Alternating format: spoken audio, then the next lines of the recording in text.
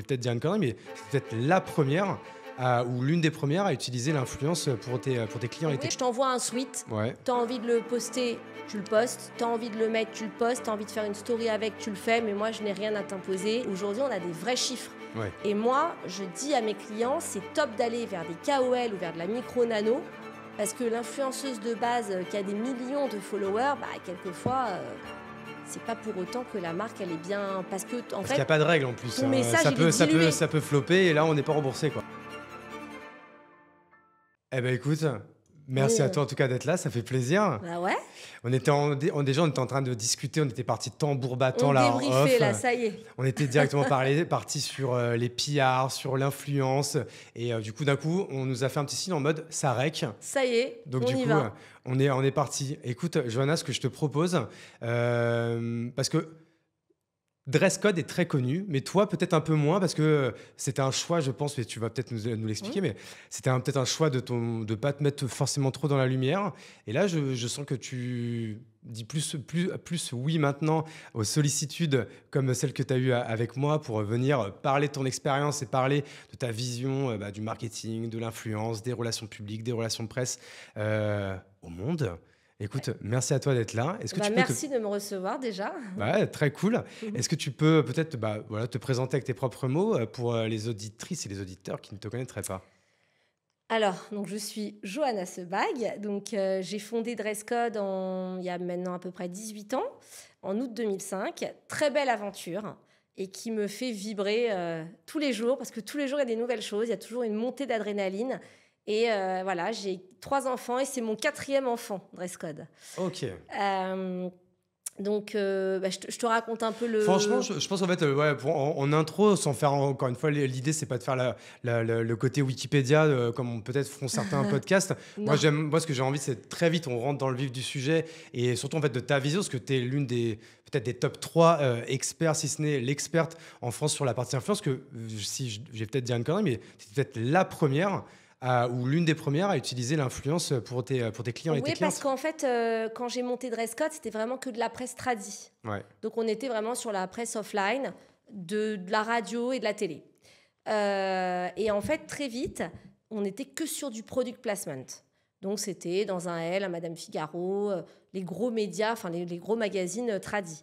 Et il y a à peu près 12-13 ans, on a commencé à réfléchir avec mes équipes et avec Sylvie Ferraro qui m'accompagne depuis très longtemps.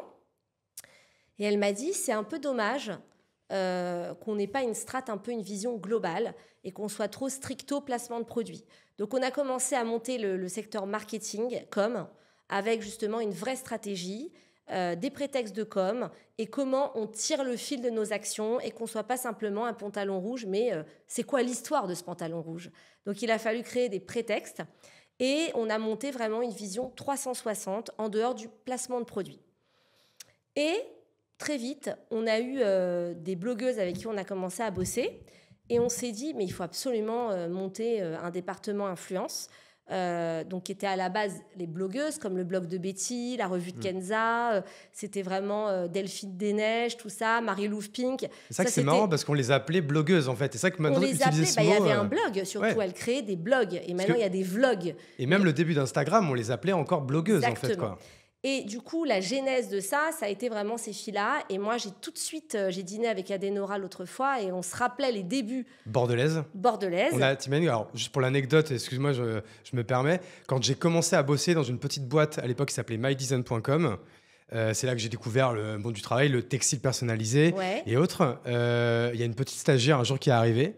Et c'était Adenora. Et tout le monde disait, oh, elle a un blog où elle a X dizaines, centaines de milliers Ah ouais. d'abonnés. Puis elle a du Et, style, elle est top. Là, elle a donc, créé c'est sa comme ça que j'ai marque connu aussi, Adenora. Musier. Et c'est vrai que je trouve qu'elle a été assez visionnaire, puisque effectivement, à l'époque, ça s'appelait Adenora. Bon, on l'appelle toujours beaucoup Anne-Laure. Mais c'est clair que elle est restée leader même aujourd'hui. Tu vois, elle a une vraie... Enfin, elle est toujours très présente aujourd'hui. Et nous, dès le début, on a travaillé avec ces filles-là. Et c'est vrai que du coup, nous, on a été la première agence à avoir créé le secteur influence dans une agence de presse tradie, donc ça n'existait pas. Donc on a monté, on va dire, fortifié, façon de parler, le product placement. Et en même temps, on a monté toute la stratégie marketing com, plus le côté vraiment influence, qui devait faire partie pour moi de la stratégie marketing et com globale d'une boîte, enfin d'une marque. Parce que c'est vrai que là, ça paraît évident la manière dont tu le dis. Oui. Mais il y a 12 ans, c'était les prémices. Et comme tu dis, en fait, quand tu parles parce qu'en fait, c'est vrai qu'on est parti tambour battant. C'est vrai que toi, la plupart je crois savoir que ton ADN, il est quand même très porté sur la mode.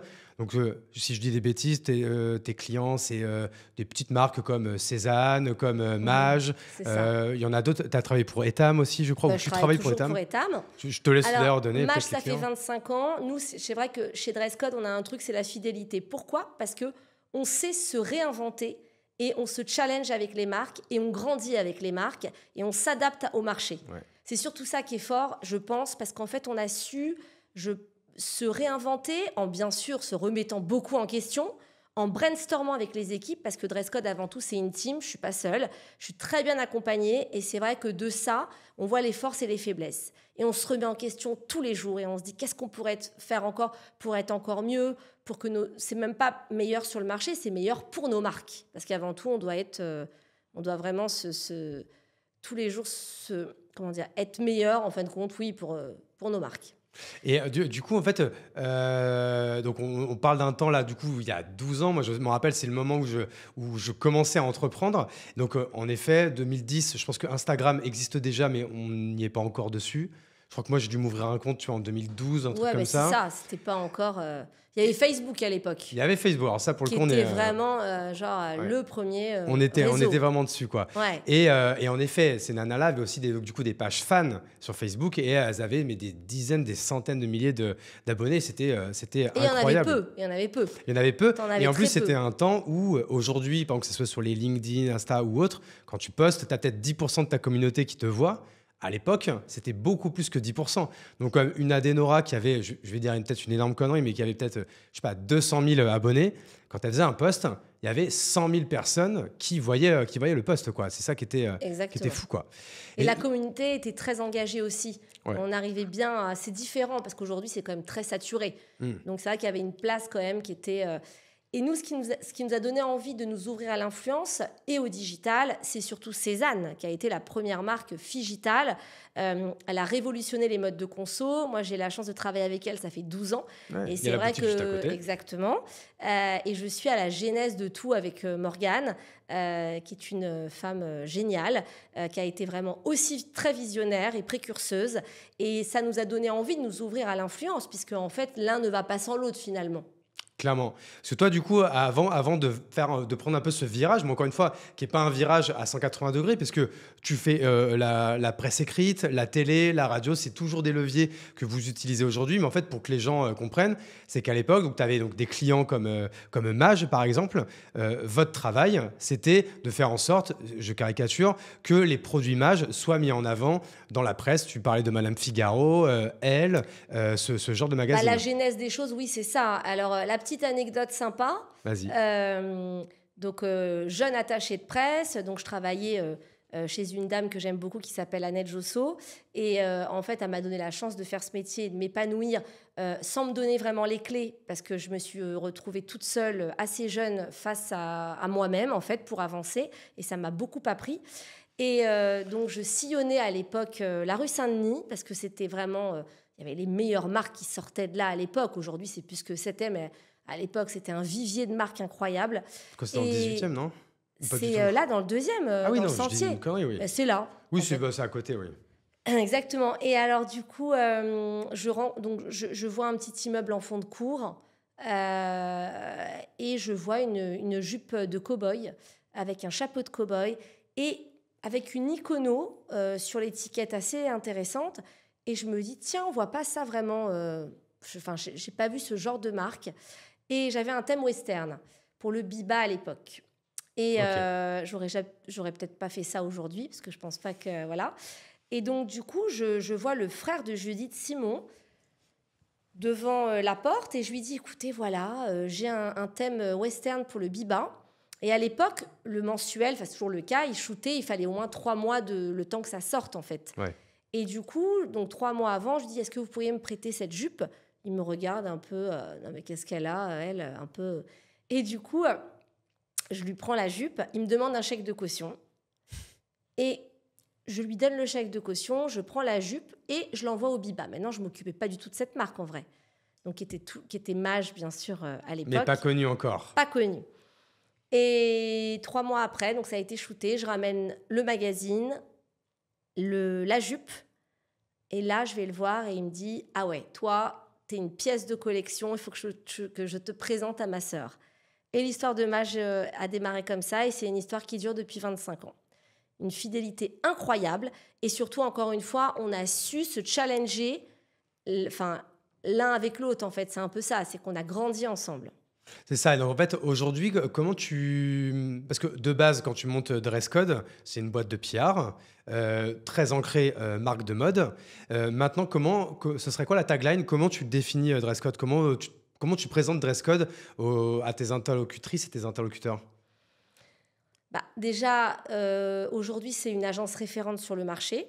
Alors évidemment, on n'est pas arrivé là comme ça, hein. C'était à force de travail. Il n'y a que ça qui peut nous caractériser, c'est qu'on ne lâche jamais et qu'on se bat et que c'est une équipe de battantes. Ouais. Et qui ont toute la même adrénaline que moi je sais leur insuffler tous les jours. Je pense que c'est un peu le rôle d'un chef d'orchestre. Donc c'est un bureau qui 360, avec effectivement des services classiques de PR à la base, qui est le product placement off et online, accompagné d'une stratégie de communication bien ciblée qu'on va vraiment faire sur mesure, de la stratégie d'influence où on est équipé de plusieurs outils qui nous permettent de quantifier l'influence avec les bons taux d'engagement et les bonnes personnes pour travailler avec la marque. Et en même temps, on a ouvert aujourd'hui, on est vraiment très fort en talent. Ok. Puisqu'on va s'occuper, par exemple, de l'image de certains acteurs. J'adore dénicher des nouveaux talents, qui soient acteurs, actrices. Là, je vais m'occuper d'un artiste qui s'appelle Jawad Bentama et qui va faire sa première expo là, fin mars à la Galerie Molière. Et ça va être génial. Et pour nous, c'est toujours des nouveaux challenges d'aller vers d'autres univers. Donc voilà, je pense qu'on a vraiment 4 pôles forts avec des équipes vraiment établies dans chaque pôle. Et on est aujourd'hui chez Dress Code à peu près 30 personnes.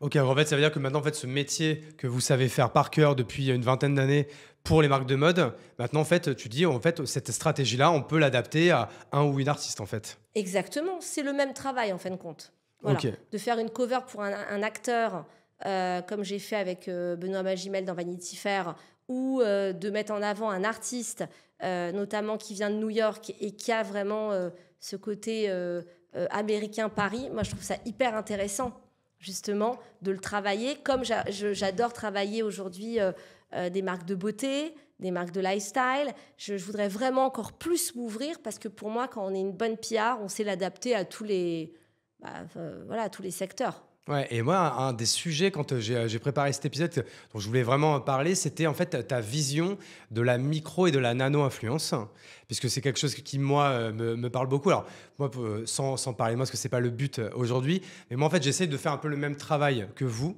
mais en fait, en B2B. Donc en fait, plutôt, quand vous êtes beaucoup sur Instagram ou quoi, moi je vais être beaucoup plus sur LinkedIn. Quand vous allez être dans Elle ou Madame Figaro, moi je vais plutôt être dans des newsletters ou des podcasts business, tu vois. Donc c'est pour ça que tout ce sujet en fait de la nano et de la micro-influence, c'est quelque chose qui m'intéresse beaucoup. Et toi, je crois savoir que c'est pareil, c'est un sujet que vous creusez énormément depuis déjà de nombreuses années. Et pareil, vous avez été assez précurseur là-dessus. C'est quoi, toi, ta vision là-dessus? C'est quoi ton... Parce que je crois, par exemple, que vous avez un fichier et vous, je ne vais pas utiliser le mot vous utilisez, vous pouvez faire intervenir des dizaines, des centaines, voire des milliers de micro et nano-influenceurs, c'est ça? Alors... Désolé, il y a peut-être plusieurs questions dans la question. Non, mais t'inquiète, j'essaye de... Alors, en fait, nous, on a un énorme réseau aujourd'hui d'influenceurs, influenceuses et de KOL, donc de Key Opinion Leader. Okay.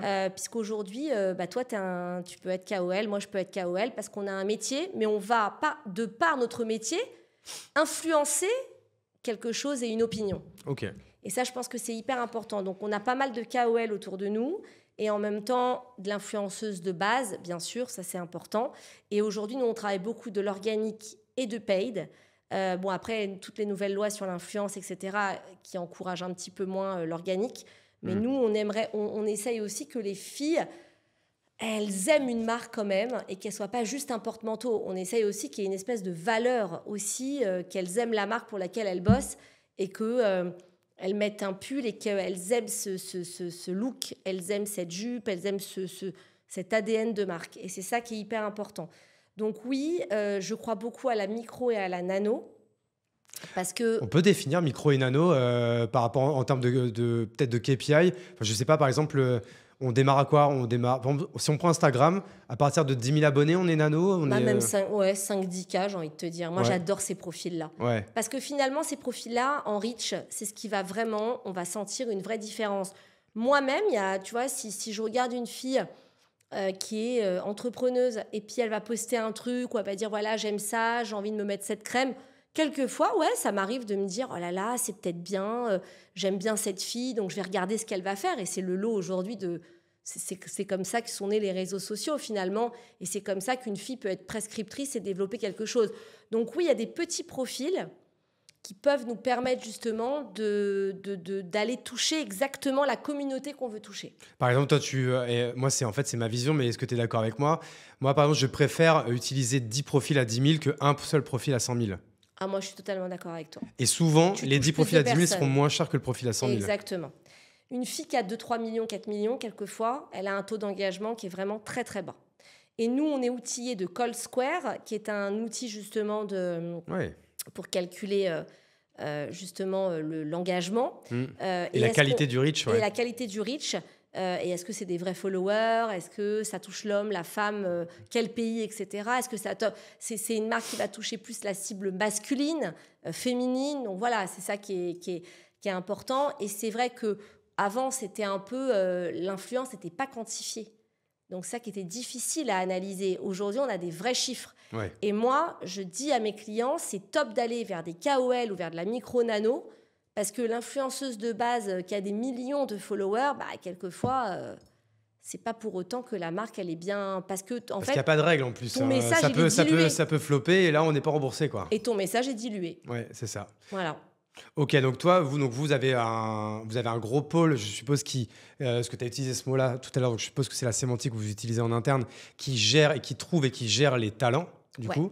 Et du coup, vous les classez forcément par nano, micro. Alors, on disait quoi, donc à partir de 10 000, à partir de 5 000 même, tu es nano. Ouais. C'est quoi, jusqu'à 50 sur Instagram? Micro... c'est un peu ça, de 5K jusqu'à... Non, je dirais jusqu'à 20, peut-être. T'es un nano et à partir de 20, t'es micro. Tu montes en micro, Et au-dessus de micro, on dit macro direct? Ouais, t'es en macro, mais bon, macro, c'est vraiment aujourd'hui des gros profils. Ouais, est-ce que ça, à plus de 100 000, t'es macro? Je connais moins, moi, Instagram, c'est pour ça que je pose la question. Plus de 100 000, t'es pas forcément macro, hein. T'es entre deux, on va dire. Ouais, ok. Bon. On n'a pas encore défini vraiment... une macro, elle a quand même aujourd'hui au moins 500 000.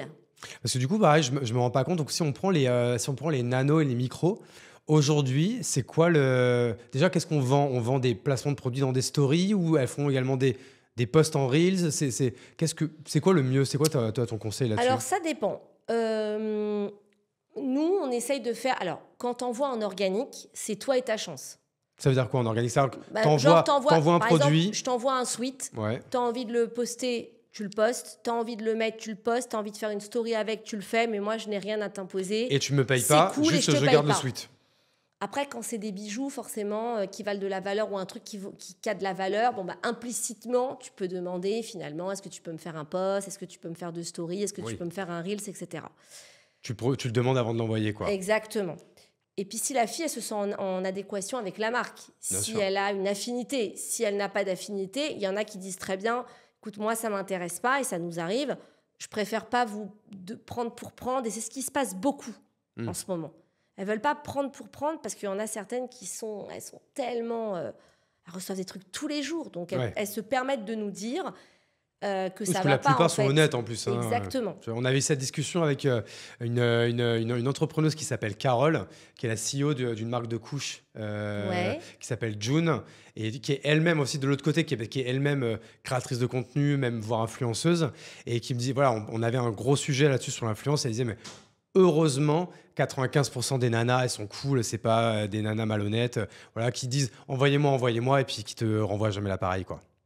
C'est ça. Ouais. C'est ça. Donc ça, vous avez un grand fichier là-dessus. Votre travail, c'est donc notamment de les trouver, de les, je sais pas, de les onboarder, Alors en de les activer. général, on commence dès le début. Nous, on en a déniché énormément chez Dresscode. Ok. Bien avant qu'elles montent dans les grosses agences, nous, on les avait déjà. Ouais. Et en fait, j'adore ce travail de fourmi. On fait beaucoup de déjeuners, de dîners, même sans marque, que dédiés à Dresscode, pour justement, voilà, c'est important de créer cette proximité, comme je peux la créer avec une rédactrice en chef ou une journaliste. Et ben aujourd'hui, je pense que c'est hyper bien. Et moi, j'aime bien les vraies relations, donc je crée des vraies relations où il n'y a pas qu'une relation de travail, mais une relation un peu de win-win. Où on se dit qu'on a besoin l'une de l'autre, en fait. Vous les mettez sous contrat directement? Ou elles peuvent être juste référencées? Juste référencées. Nous, on ne fait pas vraiment de contrat. Par contre, on peut les mettre en contrat avec des marques. Ok. Donc, soit on passe par l'agence d'influence, soit on le fait nous-mêmes en direct. Ça dépend vraiment des cas, en fait. Mais oui, on a un très, très gros réseau. Et pour moi, dénicher une influenceuse ou une créatrice de contenu, je trouve ça hyper intéressant, quoi. Parce que du coup, après, on voit son ascension. Et en général, quand on fait un déjeuner ou un petit-déj avec elle, derrière, je n'arrête pas de leur dire « Bon, bah, c'est bien, vous allez être contactés dans 2 heures. Vous inquiétez pas, ça va monter. » Donc, on a toujours eu ce rôle un petit peu de leader là-dessus et de prescripteur. Et ça, j'aime bien. Et moi aussi, je peux aussi m'influencer d'autres boîtes qui reçoivent telle fille en se disant, voilà, elle est intéressante. Et moi, je vais me dire, bah, tiens, il faut que je bosse avec elle. Ouais. Tu as des anecdotes comme ça alors, je vais dire une de nana, parce que j'ai l'impression quand même c'est quand même très féminin. Ce pool de créatrices de contenu / influenceuses. Tu as des petites anecdotes comme ça de nanas que vous avez dénichées alors qu'elles venaient juste de commencer et qui maintenant sont des papesses de l'influence? Anna Lumo, par exemple, que j'adore, que j'ai prise vraiment petite pour lui faire plein de trucs avec des marques. Donc ça, c'était cool. Ouais. Finet, que j'adore aussi, qui a fait ses premiers contenus au bureau. Je vais même prêter le bureau pour faire des contenus. Constance Arnoux, qui est maintenant qui a l'Éloge, le podcast L'Éloge, sur la culture, sur pas mal d'autres choses, et qui est beaucoup aussi dans la danse et la littérature. Ouais. Et voilà, elle aussi, j'ai commencé à l'inviter à mes premiers événements, mes premiers dîners. Je trouve ça bien d'être à l'origine de rencontres et de dénicher des gens, quoi. C'est vrai que en fait, comment tu entretiens tout ça? J'ai bien compris que vous faisiez certains dîners, peut-être des déjeuners, mais comment vous faites également pour activer, onboarder, pour toujours en fait garder un peu dans cette mouvance toute cette, je sais pas, cette communauté, on va dire, cette communauté d'influenceuses que vous avez dans votre pool de créatrices? Déjà, mes équipes, aujourd'hui, Dresscode, l'influence, c'est une équipe de 7 personnes, donc c'est quand même beaucoup. Presque la moitié. Presque la moitié. Et surtout, moi, c'était très important d'avoir un secteur influence à part quand j'ai commencé à me développer. Ça peut pas être une fille qui fait influence, pour moi, online, offline. Ça peut pas exister. Pour moi, on peut pas être bonne partout. Donc, j'ai préféré faire un secteur dédié. Ok. Et c'est pour ça que j'ai commencé à travailler avec les influenceuses en direct et après avec tout ce business justement d'agence d'influence. Du coup, quand tu dis en direct, c'est ça, les premières, c'était avec les Adenora et compagnie, quoi. En direct, ouais. C'était un peu, c'était un peu du B2B, quoi. C'est voilà, je te fais faire tel placement de produit, tel réel, tel article de blog, même de base. Exactement. Voilà. Et après, sont nées les agences d'influence et on est aussi, comme elles ont commencé à prendre des agents, on a bossé avec eux main dans la main. Ok, c'est ça que maintenant tu bosses avec les agents, quoi. Ouais, beaucoup. Vous n'êtes pas un agent, vous bossez avec les agents. Exactement. Et nous-mêmes, on peut être agent en direct avec l'influenceuse, surtout de la micro et de la nano. Quand la fille elle commence à devenir un peu plus importante, soit elle reste seule, soit elle se met en agence. Ouais. Et si elle se met en agence, on appelle les agents. Ça va. On travaille beaucoup avec We Are Influence, avec Follow, avec Date. C'est exactement ce que j'allais te demander. Moi, je suis très pote avec Ruben, que j'ai reçu dans le podcast. En fait, c'est comme ça que j'ai rencontré Thomas, de base. Et souvent, moi, j'allais te demander, en fait, comment vous vous positionnez par rapport à un Follow, par exemple. Est-ce que, du coup, c'est un partenaire à vous, parce que, du coup, c'est des agents d'influence, influenceuses, influenceurs, ou est-ce que, en fait, vous faites un peu le même métier? Pas du tout, en fait. Alors non. Les Ruben, à la base, chez Follow, c'est ce sont des vrais partenaires depuis des années. Ouais. Et d'ailleurs, moi, j'ai tout de suite bossé avec eux. Ça fait très longtemps et on bosse hyper bien main dans la main. Donc, j'ai aucun problème. Et pour le coup, je sens qu'on est très complémentaires. Ouais. Pour moi, on n'est pas du tout sur les mêmes territoires. Ils ont des talents. On a nos médias. Et je pense que c'est vraiment, on a besoin les uns des autres, quoi. Donc, Ok. Vous bossez ensemble, quoi. Ouais. On bosse ensemble très intelligemment. Donc, Ruben, c'est la famille, quoi. C'est la famille. Ouais, écoute, c'est la famille, tout le monde. Voilà, c'est la famille. Ok, trop bien. Donc, aujourd'hui, toi, le pôle influence, c'est plus de la moitié de votre activité. Ouais. On le voit dans les résultats. Ça l'a dépassé, ouais. Mais ça oui. a dépassé les pierres, quoi. Ah, mais Pardon, je dis les pierres depuis tout à l'heure pour les gens. Non, parce que si tu veux, aujourd'hui, quand tu fais une strate de com, c'est pas le même rétro-planning. Quand tu veux commencer à avoir des articles de fond, tu vas aller dans du print. Donc ça, tu le travailles en général 3 mois avant. Quand la saison commence, par exemple, nous, la saison d'été, on la présente en novembre. Ouais. Ok ? Novembre, tu commences tes premiers shoots de maillot de bain, tes premiers shoots d'été. Simplement, une influenceuse de base, elle vient te voir pour les présentations presse tradi. Mais là, par exemple, demain, je fais mon Média Day et on a été les premiers aussi à faire un Digital Day. C'est quoi ça, Un Digital Day, c'est dédié au online et à l'influence, qui me semble logique. Parce que quand tu présentes ton été en novembre où il fait genre 2 degrés dehors, la fille à la base qui va poster sur ses réseaux et faire du contenu, elle va pas mettre un maillot, elle va mettre une doudoune en avant. Bien sûr. Donc du coup, j'ai dit, c'est bizarre quand même cette temporalité. Donc on a décidé de créer un Digital Day. Ça fait déjà maintenant à peu près 4-5 ans qu'on le fait. Et du coup, là pour le coup, on a été vraiment précurseurs puisque on s'est dit, c'est bizarre de ne pas avoir la même temporalité. Donc maintenant, on fait novembre-été. Février, demain, on est le 15 et on fait un super Digital Day au bureau sous la thème de la chocolaterie parce qu'on essaye toujours de faire vivre une expérience sympa pour que les gens se soient Instagrammables et qu'ils puissent poster. Bien sûr, ouais. Donc à la base, on avait 2 press days. Maintenant, on en a vraiment 4 dans l'année. Et les 4 sont ultra importants et on est toujours attendu au tournant parce que c'est important de bien mettre en avant nos marques. Et du coup, en novembre, tu présentes l'été. En février, tu présentes l'été qui va vraiment commencer commercialement et sur les réseaux. Ouais. Et après, en avril, tu présentes l'hiver et tu fais un 4e Digital Day en septembre. Ok, très bien. Voilà. Et juste pour les auditrices et les auditeurs, c'est vrai que depuis tout à l'heure, je dis le mot PR.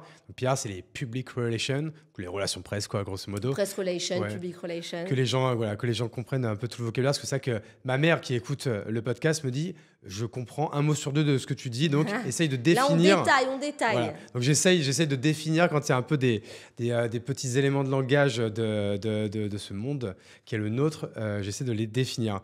Ok, très bien. Donc là, ça fait 18 ans que tu as cette agence.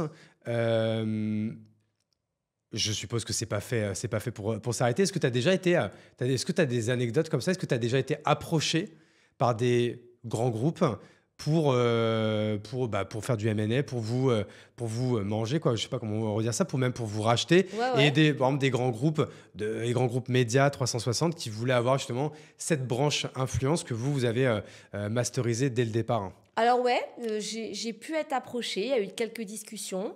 Je pense que ce n'était pas du tout le bon moment.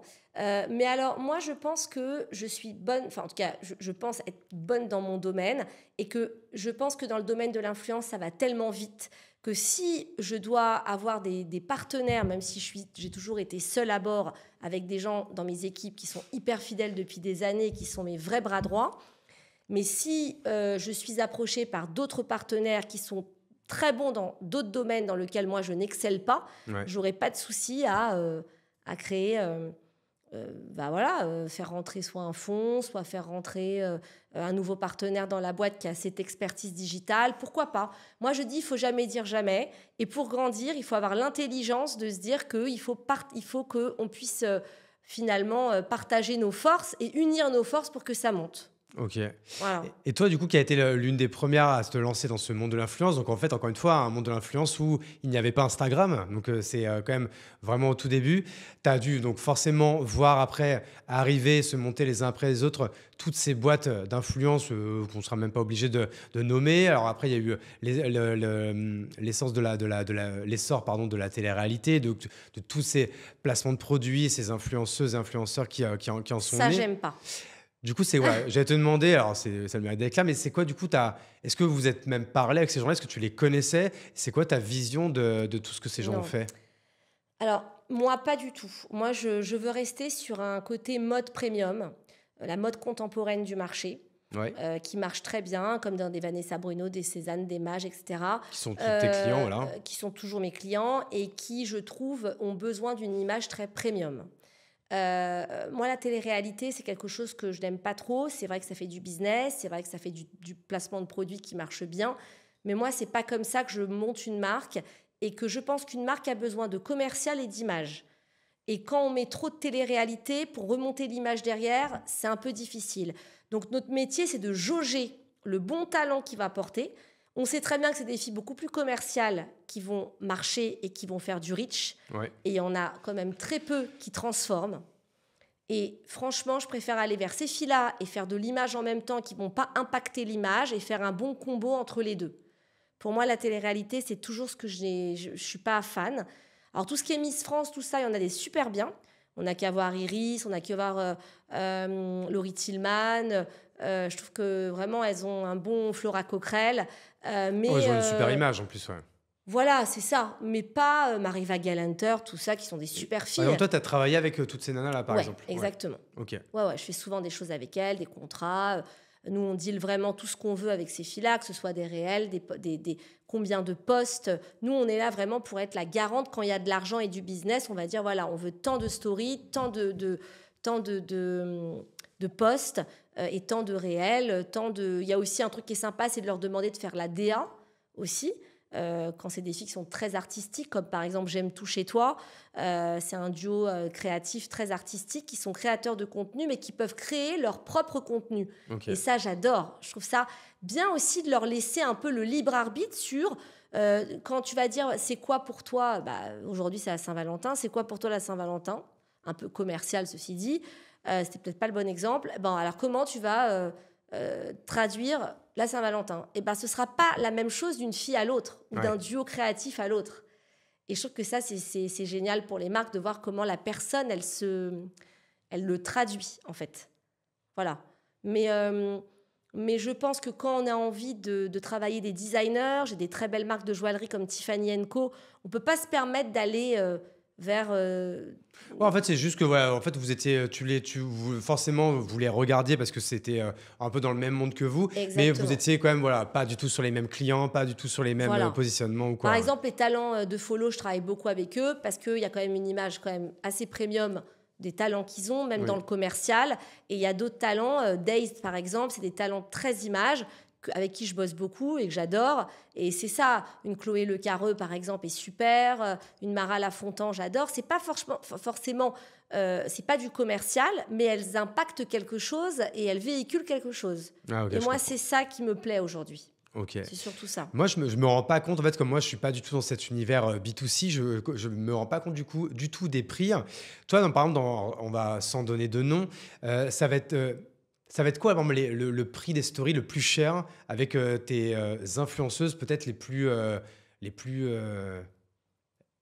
richeuses, alors, je sais pas quel mot on va utiliser, mais peut-être les plus impactantes. Combien ça coûte aujourd'hui une story en France avec une top influenceuse? Ça peut aller de 1000 € quand tu es tout petit à des 200, 300, 400 000 et j'en passe. Ça peut être 300 000 € une story. Largement. Et puis alors après, quand tu as des millions de followers énormes, ça peut être des 500 000, 1 million. Mais ça, il y en a en France?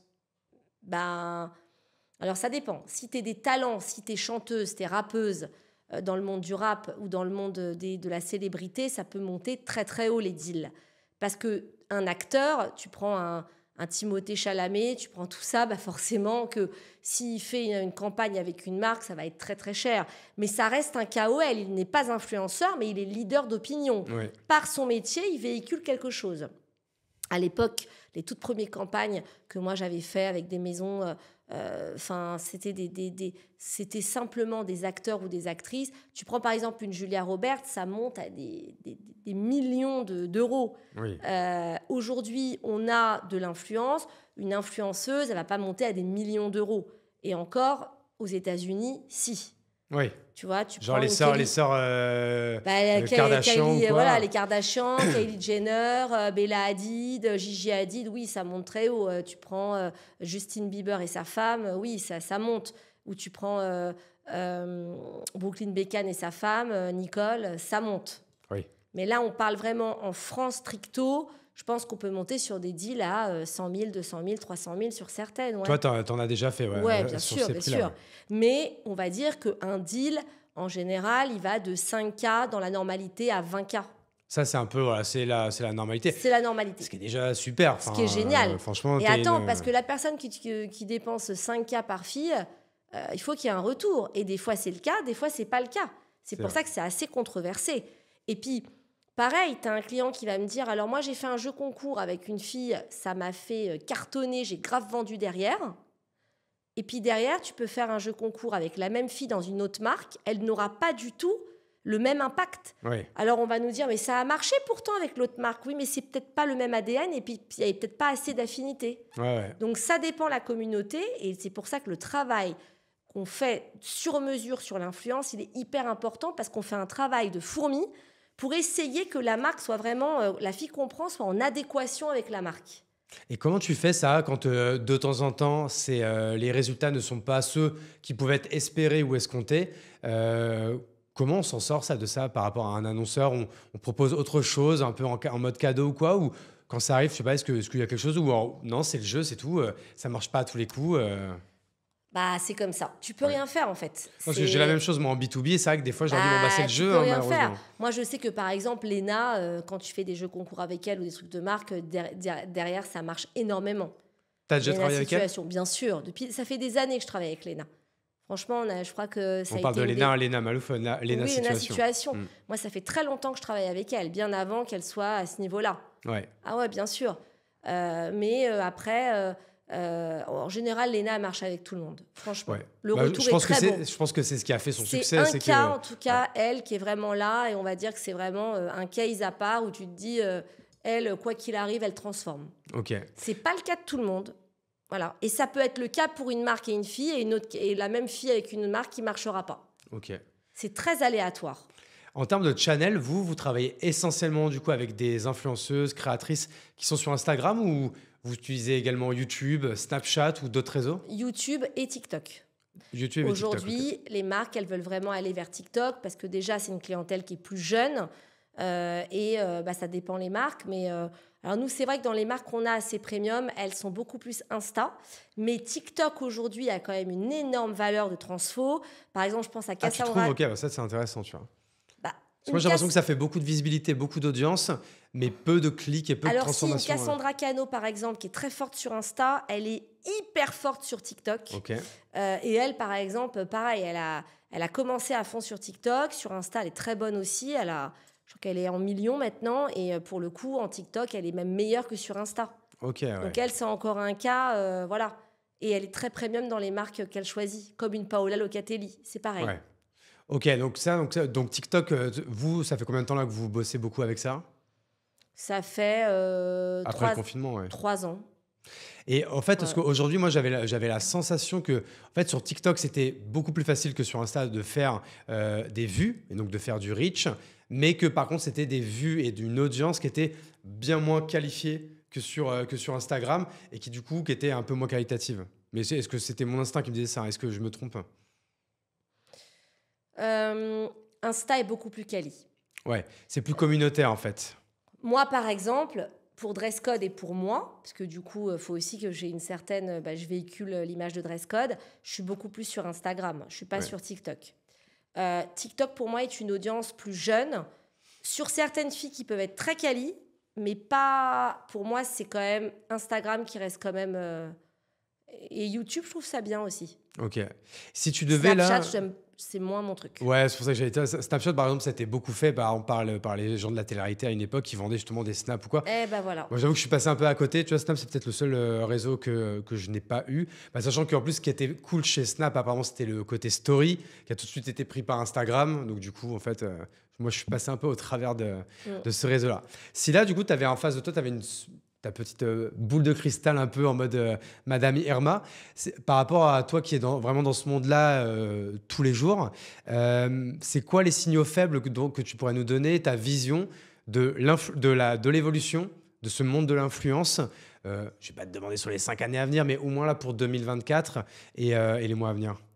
Alors, versus 2023, moi, je pense qu'effectivement, l'influence est devenue... il y en a partout. C'est un peu le Far West. Tu as des influenceuses qui naissent sur Insta, qui ont des micro-communautés qui commencent à monter. On en a vu beaucoup. Ouais. Une marque, elle va surfer d'une fille à l'autre. Donc, des fois, tu ne sais pas exactement la véracité du truc. Tu te dis, bon, OK. Moi, j'aime bien quand même les contenus forts, les contenus où on met du cœur, on met de l'émotion, et ce n'est pas toujours le cas. Donc je pense qu'il y a un moment, c'est pour ça qu'en préambule, quand on s'est parlé, quand on a débriefé, je t'ai dit attention, pour faire une bonne strate de com, il faut de tous les médias. Avant, même les maisons de luxe, elles étaient à fond en front row que sur Insta, tu vois, c'était genre l'influence. Aujourd'hui, on revient à l'ADN fort des magazines quand même offline, online, des gros portails. Tu vois, quand tu prends un Do It in Paris ou un journal des femmes, c'est énorme en retombée, tu vois. Alors que à un moment, l'influence avait pris vraiment le lead sur tout. Alors, il y a l'émergence des nouveaux réseaux sociaux aussi, comme on dit, TikTok, Snapchat, etc., YouTube. Ça, c'est très important aussi. Mais on va dire qu'il faut doser. Je pense qu'il faut commencer une com, justement, sur le print, quand tu as un message fort à faire passer, du online, de l'influence. En même temps, tu vas le saupoudrer de podcasts et de radio pour faire passer un message fort. Parce que quand tu as une belle histoire d'une marque, quand tu as des marques, par exemple, dont Bompard, dont je m'occupe, marque de cachemire iconique, là, c'est clair que, oui, c'est bien quand même de raconter l'histoire du cachemire, comment c'est fait, la traçabilité du cachemire. Et ça, tu peux pas le raconter sur une influenceuse. C'est pas possible. À moins que la fille, elle commence à faire un storytelling dessus. Elle raconte pourquoi elle aime le produit, pourquoi elle le porte. Mais sinon, si tu es juste un porte-manteau, c'est compliqué. C'est pour ça qu'il faut prendre les forces de chaque média, pour moi. La force du print, du online, de l'influence globale, que ce soit avec n'importe quel réseau comme TikTok ou Instagram, et en même temps, le podcast, comme on fait là, qui raconte quelque chose où tu as envie de découvrir une personne. Avec des formats un peu plus longs aussi. Exactement. Et on va dire que l'audio aujourd'hui, moi j'ai fait quelques podcasts, les gens les ont écoutés et ils m'ont félicité derrière en me disant j'apprends à vous connaître, c'est génial, j'aime votre parcours, parce qu'évidemment je ne suis pas arrivée là comme ça, donc c'est une force de travail. Et quand je dis qu'on travaille que par passion, moi c'est mon leitmotiv dans ma vie. C'est que ça, que de la passion. Et j'ai toujours plein de nouveaux challenges tout le temps pour faire grandir cette boîte. Voilà. Et en fait, ça passe que parce que je suis en train de te raconter, en fait. C'est pas juste je vais porter un pull. Et ta vision de la place de la télé dans tout ça, vous l'utilisez encore? Énormément. On travaille avec Anne-Elisabeth Lemoine, on travaille avec Léa Salamé, on travaille avec Anne-Sophie Lapix. Quand une présentatrice porte quelque chose, c'est énorme les retombées. Et tu vois, ça, j'allais te demander, parce que ça, tu vois, j'avais pas du tout idée de... Est-ce que du coup, par exemple, Anne-Sophie Lapix présente le journal de France 2 ce soir, là, on est donc le mercredi 14 février. Ouais. Donc c'est la Saint-Valentin, donc d'ailleurs, bonne Saint-Valentin à toi. Bonne Saint-Valentin. Et tout de suite, par exemple, elle va porter une marque, elle va porter par exemple un pull Bompard. Ouais. Tout de suite, il y a des retombées. Tout de suite. Mais des retombées en termes de vente, en termes de... On lui demande comment elle est habillée. Par exemple, Leïla Kadour, que j'adore, qui est sur France 2 aussi au JT, qui est géniale. Ouais, elle super porte journaliste. hyper bien le vêtement. Elle est professionnelle. Dès qu'elle s'habille, on lui demande ce qu'elle met. Elle m'a dit que c'était énorme, en fait. Et tu vois, c'est pareil pour Marine Vigne, qui est à la télé, qui est aujourd'hui KOL, qui fait de l'influence aussi, mais qui va nous partager son quotidien. C'est ça, les filles d'aujourd'hui. C'est des Marine Vigne, c'est des Anne-Charlotte de Pontabry, qui jouaient dans Classe Mannequin, qui s'appelait Cachou à l'époque. Ouais. Je peux te dire qu'elle, quand elle nous fait des trucs, elle nous a fait des trucs aussi sur Darel, c'était énorme. Et comment ça se passe là? En fait, c'est quoi? C'est que vous êtes... vous, votre travail, c'est quoi? C'est d'être on va dire en bail avec les on appelle ça comment? Les costumières, elles viennent tout au bureau, les habilleuses. C'est ça, en fait, c'est les habilleuses de télé. Et en fait, vous leur donnez des pièces. Et en fait, après, elle les propose à Anne-Sophie Lapix, à machin, un truc. Exactement. On travaille avec un pool de 10-15 filles hyper importantes qui viennent tout le temps. Elles nous ramènent les vêtements. Et là, c'est win-win. En fait, comme ça, elles ont les fringues gratos. Voilà. Vous ne payez personne, là. Voilà. Elles n'achètent pas. Elles sont contentes d'aller se servir dans un bureau de presse. Et puis finalement, il y a un win-win qui se fait. Nous, Toi, tu as un showroom en fait avec plein de fringues de toutes tes clientes. J'ai un showroom pas loin à Étienne Marcel qui fait à peu près 800 mètres carrés avec 3 showrooms bien identifiés, avec les équipes bien sûr. Et voilà, j'essaye que ce soit un showroom agréable, où les marques ça soit bien mis en avant, comme dans une boutique, pour donner envie, parce qu'il y a ça aussi. Et je dis à mes équipes, quand une journaliste ou une influenceuse, parce que même les influenceuses, elles viennent, elles se servent et elles ramènent. Hein. C'est pas non plus toujours comme une journaliste de base ou une styliste. Et je me dis, quand elles rentrent chez Dresscode, c'est un premier pas pour justement leur dire, voilà nos actus. Là, en ce moment, on fait beaucoup de déj, comme ce midi, je viens d'en faire un avec le magazine F. C'est nous qui les sollicitons. Voilà nos actus, voilà nos designers, voilà qui on veut mettre en avant. Est-ce que ça t'intéresse? C'est ça qui est intéressant, c'est le pitch. En fait, j'ai l'impression que toi, en fait, en tant que CEO de Dresscode, 80% de ton boulot, c'est de l'humain et du réseau, en fait, et de l'entretien de tes relations. C'est que du réseau, de l'émotion, le partage d'émotions, faire aimer une marque que nous, on vient de dénicher. Là, par exemple, j'ai déniché une marque qui s'appelle Fish Club. J'adore, c'est que de l'upcycling qui vient d'Inde, du madras, du carreau. La fille, elle avait Atelier Paulin avant, elle s'appelle Anne-Sophie Baillet, elle est canon. Je connais, ouais. Et franchement, la marque qu'elle vient de créer, voilà, là, pour le coup, c'est une marque qui vient d'être créée, mais ça me plaît de parler d'elle, quoi. Je trouve ça génial. Et ça, je dis à mes équipes, il faut que vous arriviez à transmettre votre émotion de la marque aux différents prescripteurs. Et c'est ce qu'elles font, en fait, régulièrement. Et quand elles ont des résultats, elles sont hyper contentes. Et pareil, quand on touche une super cible d'influenceuse ou de KOL et qui porte le truc, on est hyper contente aussi. Ouais, parce que pareil, tout à l'heure, tu parlais de la partie donc magazine. En fait, aujourd'hui, que les gens comprennent aussi un peu le business model de tout ça. Demain, mettre, encore une fois, on va encore utiliser cet exemple, le pull Bompard à une page shopping ou une page sur une page de Elle Magazine, par exemple. Bompard, enfin vous, par votre intermédiaire, va payer Elle Magazine, ou c'est non, ils ont fait une sélection et c'est à vous en fait d'être en mode de les pousser à dire tiens, ça tu vas le présenter. Alors nous, on a des forfaits mensuels avec les marques et on a une obligation de moyens et non de résultats de faire en sorte qu'on ait un maximum de placements, que ce soit sur l'influenceuse, que ce soit dans le magazine online, offline, etc. On doit s'assurer un maximum de résultats dans tous les médias. Ok. Maintenant, ils sont annonceurs pour certains, ils ont acheté de la page de pub et notre rôle, c'est d'aller taper à la porte en disant attention, il a acheté 3 pages, ce serait bien implicitement qu'il y ait des résultats. C'est interdit en France quand tu achètes une page de pub de dire je veux tel papier, tel papier, tel papier. Sinon, ça se saurait. C'est le travail d'une attachée de presse. Oui. De pousser la porte et de dire il faut tel résultat. Ok. Voilà. Donc en fait, c'est ça. En fait, quand par exemple demain, je vais à la page shopping dans Elle et je vois le bijou de telle ou telle marque, cette marque de bijoux en fait n'a pas payé Elle pour avoir son bijou dedans. Ah non, ça passe par le réseau de l'attaché de presse. Ok, ça passe par le réseau. Okay. Voilà. Sinon, elle a peut-être aché aussi de la pub. Et puis là, dans ces cas-là, oui, ça, c'est autre chose. Ça, c'est avec la régie. Conseil, et tu as quand même besoin du bureau de presse pour t'aider à faire ce placement. Mais c'est déjà un petit peu plus facile. Tu as un accès plus facile. Ok, très bien. Pour travailler avec Dresscode, parce qu'en fait, tu as donné des noms de clients, donc ils sont des clients hyper prestigieux. Mais est-ce qu'il y a également des petites marques qui ont peut-être moins de budget, qui peuvent également travailler avec vous? En grosso modo, ça démarre à partir de combien? Sans peut-être donner de prix encore ou quoi, parce qu'on n'est pas là pour parler ça. En fait, non, mais on a créé Press62, qui est une nouvelle cellule qui est dédiée à la jeune génération de designers. Donc ça va être quelqu'un qui sort de l'école, qui va faire de l'upcycling, qui va utiliser des tissus de Nona Source, qui sont des tissus qui ont été utilisés par les grandes maisons de luxe et qui a été... c'est LVMH qui a lancé ça. Okay. Et donc, on a lancé des designers comme Benjamin Benmoyal, qui est canon aujourd'hui, qui va défiler dans la prochaine Fashion Week, comme Louise Marco, qui sort de l'école et à l'époque et qui avait commencé des trucs en les faisant, tu vois, en faisant de l'upcycling de tissus, etc. Et ça, c'est intéressant parce que c'est des gens qui ont beaucoup de talent, qui ne peuvent pas avoir accès à un bureau de presse et une agence de com. Et avec Press62, je donne la caution référente de Dresscode pour que ces marques puissent s'affirmer. Ça, c'est quoi? C'est une verticale de Dresscode? Exactement, dédiée à la jeune génération.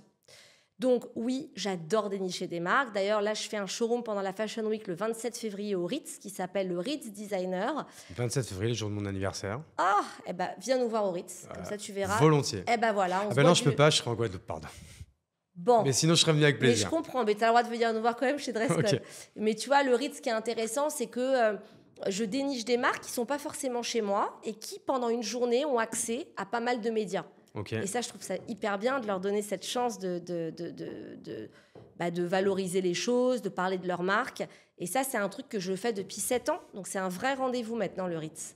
Ok, et ça, toi, tu as des petites anecdotes comme ça à nous partager où des marques sont venues te voir. Alors, tout à l'heure, tu nous as raconté avec Maj, qui est peut-être l'anecdote la plus marrante à ce niveau-là. Mais est-ce que tu as d'autres marques comme ça qui sont venues vers toi quand elles étaient encore petites et qui sont maintenant C'est plus grosses ou très grosses? J'ai envie de te dire, c'est le cas de Cézanne. Hein. Morgane est venue me voir il y a 12 ans en me disant, j'ai une marque qui s'appelle Les Composantes.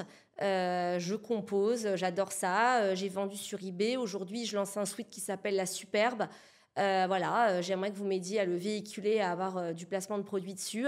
Moi, je veux révolutionner le monde du digital, nouveau mode de consommation. Est-ce que vous me suivez? Et ça s'appelait pas encore Cézanne? Non, Les Composantes. Ok. Et j'ai dit, banco, je vous suis, parce que j'étais à l'émotion de la personne. Ouais. Voilà, aujourd'hui, il s'avère que c'est énorme. C'est comme, voilà, je pense que j'ai eu du flair et que j'ai senti la sensibilité de la personne qui allait devenir une vraie entrepreneuse et une battante. Et est-ce que Cézanne, de base, c'est une histoire de couple, hein, c'est ça? C'est un cofondateur et une cofondatrice? Non, à la base, c'était Morgane. Morgane toute seule, ok. Ouais, Morgane qui s'était associée au début avec Corentin Petit. Et puis maintenant... Oui. Mais c'est pas du tout un couple, hein, je dis des bêtises. Non, c'était lui, voilà. C'est juste que maintenant, ils sont plus associés, je crois. Exactement, et que Morgane est seule à bord maintenant de la boîte. Mais au début, oui, c'était un duo, en fait, d'entrepreneurs, bien sûr. Et il y a ça, il y a aussi Destré, qui est une super marque aujourd'hui, qui faisait que du chapeau, que j'ai connu sur un salon. Première classe, parce que ma passion, c'est de sillonner les salons du monde entier. J'adore ça, j'adore toucher, j'adore voir des nouvelles marques, parler à des nouvelles personnes. Ouais. Et voilà, et je trouve ça intéressant ça démarrait d'un chapeau. Ça fait 8 ans que je les accompagne. D'un chapeau, c'est devenu des bijoux, sacs, prêt-à-porter. Aujourd'hui, c'est global.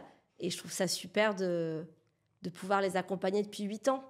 Et là, par exemple, dans des petites ou moyennes marques que tu as découvert là, en 2023 ou en ce début d'année 2024, est-ce que tu en as peut-être comme ça 1, 2 ou 3 à nous donner?